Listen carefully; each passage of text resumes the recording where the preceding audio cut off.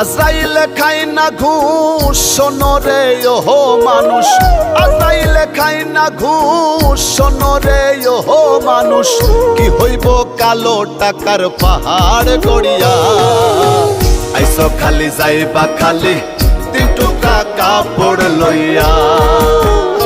হে আইসো খালি যাইবা খালি 3 টুকরা কাপড় লইয়া।